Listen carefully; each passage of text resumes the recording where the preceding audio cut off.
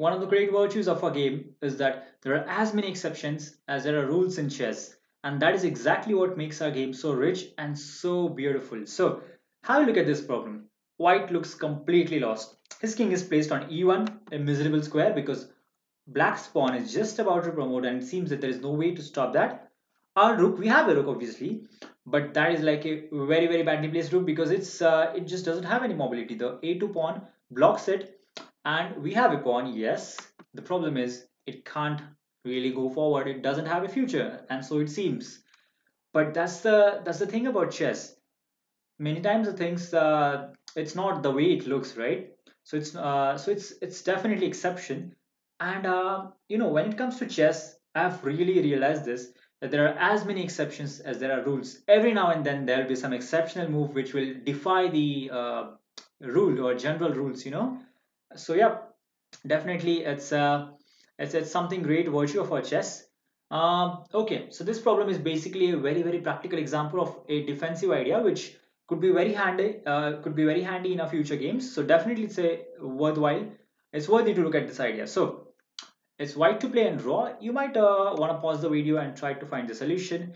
I'm gonna go ahead and show the solution directly. So only one move draws here, and that is to play king to f2. I'm going to show you the whole point of this. The point actually becomes more clear when, let us move his rook to a8.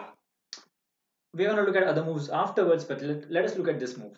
This is where we play king to g2. Okay, that's interesting. We are targeting the pawn on h2. Black takes a pawn, and now white does not take the pawn. He plays king to h1, and this was the whole point.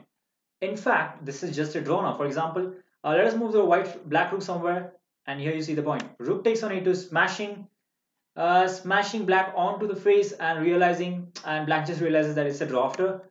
Rook takes a2. The king has no squares. I mean, it's a stalemate. So yeah, otherwise we are just threatening to capture the pawn on h2. So yeah, that was one of the brilliant points. Now going back to this position, you can see there is no need for black to play rook to 8. He can in fact push forward with h1 queen, which at the first sight definitely looks like a winning position for black, because after you take, there is rook takes, and even if you promote, then black is also going to promote. So it looks interesting, but then you start to realize that maybe it's not so simple. So a8 queen, we promote it to a queen. Black promotes as well, and now you get the idea of putting the king on f2. Basically, you have all of this queen side, I mean the whole queen side. You can use the queen side for the queen just to give checks. So here starts the check.